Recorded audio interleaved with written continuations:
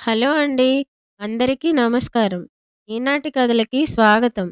ఈరోజు మనం చెప్పుకోబోయే చందమామ కథ 'తెలివి తక్కువ తోడేలు'. అనగా అనగా ఒక ఊరు. ఆ ఊళ్ళో ఒక కాపు. ఆ కాపు తెల్లవారుజామునే లేచి సంకటమూట భుజాన వేసుకొని పొలానికి వెళ్ళి పని చేస్తుండేవాడు.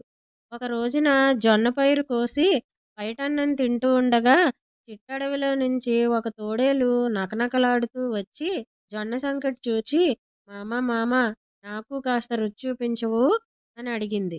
అతని దయతలిచి కాస్త పెట్టాడు. తోడేలుకు జొన్న సంకటి ఎంతో బాగుంది. ఇది ఎలా వస్తుందో చెప్పవు అని అడిగింది.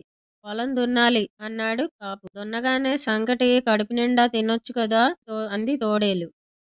అప్పుడే ఎలా వస్తుంది? జొన్న పైరు కట్టాలి, ఎదగనివ్వాలి, ఎదగంగానే సంకటి వస్తుంది కదా అని అడిగింది తోడేలు. అంత తొందరపడితే ఎలా? అంతం చెప్పని ఎదిగి కంకి వేసిన తర్వాత మీ బోటి పెద్ద మనుషుల్ని, మీ పరివారాన్ని కొంచెం దూరంగా ఉండేట్టు చూసుకోవాలి. ఆ సంగతి నాకు చెప్పాలా? ఈగను కూడా ఈ ఛాయల కన్నా రానియ్యను. ఇప్పుడు నాకు తిన్నంత జొన్న సంకటి దొరుకుతుంది కదా అని అడిగింది తోడేలు. అప్పుడేనా? విను. జొన్న కంకికి బాగా పండిన తర్వాత నూర్చి ఆ గింజలు తొక్కి వండాలి. అప్పుడు గానీ సంగటి తయారు కాదు అన్నాడు. బో, చాలా చాకిరీ ఉందే. అందాక కూర్చుంటే చావవలసిందే. అంతకంటే తేలిక మార్గం ఏదైనా ఉంటే చెబుదు అని జాలిగా చూచింది తోడేలు. కాపు దీని తిక్క కుదర్చాలనుకుని, సరే అలాగైతే ఆ బీడులో గుర్రము పిల్ల ఉన్నాయి, ఆ గుర్రం పిల్లని తిను అని సలహా ఇచ్చాడు. తోడేలు తిన్నగా గుర్రం పిల్ల దగ్గరకు వెళ్ళి పిల్ల అదిరిపడి ఒక గంతున తల్లి పొట్ట కింద దూరింది. తోడేలు గుర్రం వెనగ్గా వెళ్ళి పిల్లని పట్టుకోబోయింది. పెద్ద గుర్రం ఎగిరి వెనక్కాళ్లతో తోడేలు మూతి మీద ఒక్క తన్ను తన్నింది. ఆ తన్నుతో దిమ్మెరబోయి మన కాపు దగ్గరికి వచ్చి జరిగిన సంగతి చెప్పి అంతకన్నా తేలిగ్గా తిండి దొరికే ఉపాయం చెప్పమన్నది. సరే, అదిగో ఆ దక్షిణం బీడులో గొర్రెల మంద మేస్తున్నది. అందులో బాగా బలిసి ఉన్న పొట్టేళ్ళను చూసి తిను, నీ ఆకలి తీరుతుంది అని చెప్పాడు. తోడేలు మంద దగ్గరికి వెళ్ళి బాగా కొమ్ములు మెలికలు తిరిగి ఉన్న పొట్టేలును పట్టుకొని, మీ యజమాని నిన్ను తినటానికి అనుమతి ఇచ్చాడు అంది. అయితే చెప్పేదేముంది? ఒక్కటి మాత్రం మనవి చేస్తాను. నన్ను ముక్కలు ముక్కలుగా కొరికి వేయవద్దు.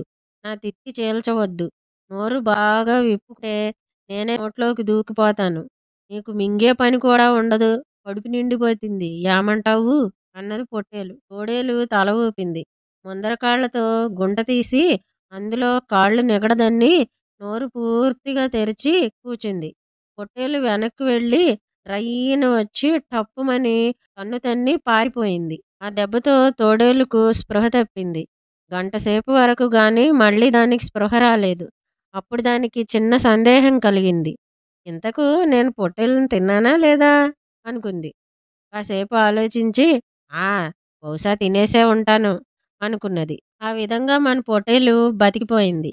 తెలివిగా ఉపాయంగా ఆలోచించి తన ప్రాణాలను కాపాడుకుంది. ఇప్పుడు మరో కథని మనం చెప్పుకుందాం. శరణార్థులు అనే కథ.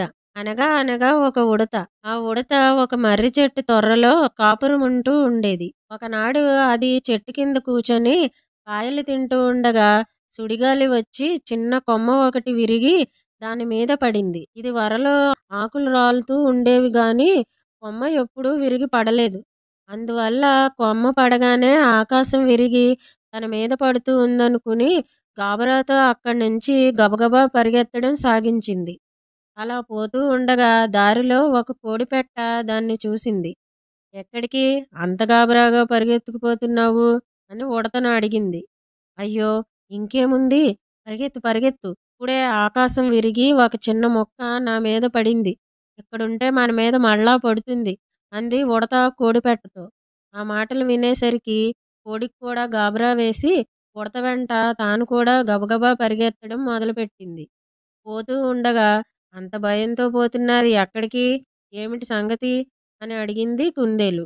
అయ్యో, ఇంకేముంది, పరిగెత్తు పరిగెత్తు, ఇప్పుడిప్పుడే ఈ ఉడత మీద ఆకాశం విరిగి ఓ చిన్న ముక్క పడిందంట.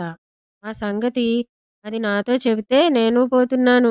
ఇక్కడ ఉంటే మన మీద మళ్ళా విరిగి పడుతుంది అంది కోడి రొప్పుతూ. ఈ మాటలు వినేసరికి కుందేలుకు కూడా భయం వేసి వాళ్ళతో పరిగెత్తడం మొదలుపెట్టింది. 3 కలిసి అదే పరుగు పోతూ పోతూ ఉన్నాయి. అలా పోతూ ఉండగా దారిలో ఒక బాతు చూసింది. వాటి గాబరా చూసేసరికి దానికి కూడా గాబరా వేసింది. రెక్కలు టపటపా కొట్టుకుంటూ తొట్టి పడవలాగా నడుస్తూ వచ్చి, "ఎందుకు అలా పరుగెత్తుకుని పోతున్నావు? ఏమిటి మీ హడావిడి?" అని అడిగింది. "అయ్యో! ఇంకేముంది, పరిగెత్తు పరిగెత్తు. ఇప్పుడిప్పుడే ఆకాశం విరిగి ఒక చిన్న ముక్క ఈ ఉడత మీద పడిందంట. ఆ సంగతి కోడితో చెప్తే, కోడి నాతో చెప్తే నేను పోతున్నాను. ఇక్కడ ఉంటే మళ్ళీ మన మీద పడుతుంది" అన్నది కుందేలు బాతుతో.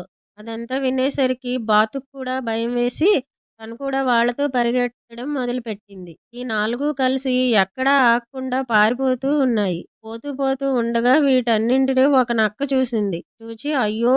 ఏమిటి మీ కంగారు? ఎక్కడికి మీ పరుగు?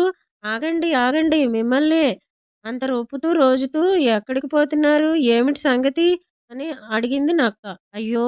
ఇంకేముంది, పరిగెత్తు పరిగెత్తు. ఇప్పుడిప్పుడే ఆకాశం విరిగి ఈ ఉడత మీద ఒక చిన్న ముక్క పడింది. ఆ సంగతి అది కోడితో చెప్తే, కోడి కుందేలుకి చెప్తే, కుందేలు నాతో చెప్తే నాకు భయం వేసి నేను పారిపోతున్నాను. ఇక్కడ ఉంటే నీ మీద కూడా పడిపోతుంది ఆకాశం ముక్క. నువ్వు కూడా పరిగెత్తు" అని బాతు నక్కతో చెప్పింది. నక్క ఫక్కున నవ్వి, "ఓస్, ఇందుకా మీ భయం? నాకేమీ భయం లేదు. ఆకాశమే కాదు, ఇంకా ఏది వచ్చి పడ్డా నాకు పర్వాలేదు. హాయిగా నా ఇల్లు ఈ భూమిలో కట్టుకున్నాను.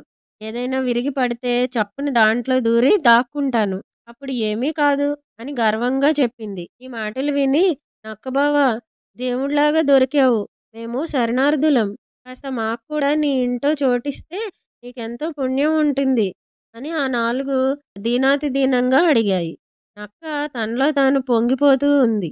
కానీ పైకి మాత్రం, "అబ్బే, నా ఇల్లు చాలా చిన్నది. ఇంతమందికి చోటు లేదు. ఇంకెక్కడన్నా చూసుకోండి" అంది. పాపం ఆ 4 దిగాలు పడ్డాయి. అప్పుడు నక్క అతి కష్టం మీద ఒప్పుకున్నట్టుగా జాలి నటించి, "సరే రండి, ఏం చేస్తాం? చూస్తూ చూస్తూ మీలాంటి శరణార్థుల్ని ఎలా కాదనగలను? కష్టాలు ఎవరికైనా వస్తాయి. ఇప్పుడు మీకొచ్చాయి, రేపు నాకొస్తాయి. ఒకళ్ళనొకళ్ళు ఆదుకోకపోతే ఎలా" అని వరుసగా అన్నింటినీ తన సొరంగంలోకి తీసుకుపోయింది. పాపం ఆ చిన్న చిన్న జంతువులన్నీ ఆ జిత్తులు మారిన నక్కకి ఆహారం అయిపోయి ఉంటాయి. ఈ కథలు కనుక మీకు నచ్చినట్టయితే లైక్ చేయండి. ఈ కథల్ని మీ స్నేహితులకు షేర్ చేయండి. మరిన్ని మంచి కథల కోసం మా ఛానల్ను సబ్స్క్రైబ్ చేసుకోండి. మళ్ళీ మరొక మంచి కథతో కలుసుకుందాం. అంతవరకు సెలవా మరి. వింటూనే ఉండండి ఈనాటి కథలు.